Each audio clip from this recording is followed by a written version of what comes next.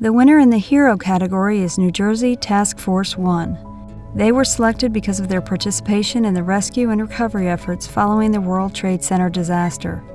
These volunteers responded with 10 handlers and 12 dogs and worked tirelessly for many days in conditions both physically and emotionally draining. This FEMA readiness test that you see being practiced here covers many skills that help the dogs and handlers alike cope with the horrendous conditions at Ground Zero. Agility training prepares the dog to move confidently over and through various obstacles. They must be prepared for virtually anything, and they encountered all this and more at Ground Zero. Stay. Turn. Come. Step. Good. The dogs and their handlers need to be able to negotiate crowds. The dog must stay focused and act solely on the commands of the handler. The downstay command was used extensively at Ground Zero to hold the dogs in one place while their handlers were called away for briefings or to assist in other areas of the recovery effort. The dogs must demonstrate the ability to be directed by the handler and should respond to verbal and/or visual signals. Complete trust between dog and handler is essential, as the dog's life may be dependent on it. During the bark alert, the dog maintains a focused bark and stays at the location after finding a human scent. In all exercises, rewards and positive reinforcement are given when the dog successfully completes a task.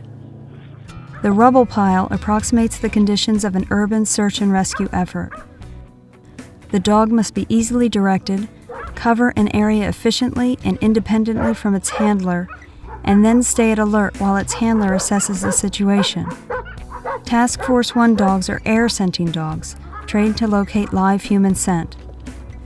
The canines are able to search a large area and pinpoint a specific location that saves valuable time during a search and rescue effort.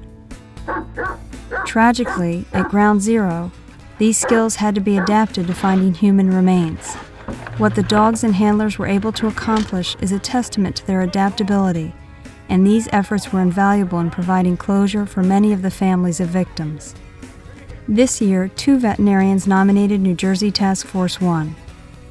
I think you can summarize it with one word: is the commitment their commitment to training the dog and their commitment to taking care of the dog and the amount of time that they spend with the dog. It's just hours and hours of work.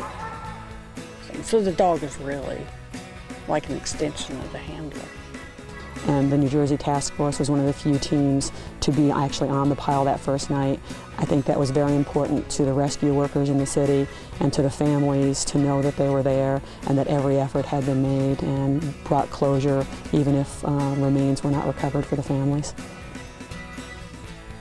When the handlers of Task Force 1 recount their experience at Ground Zero, it's with mixed emotions.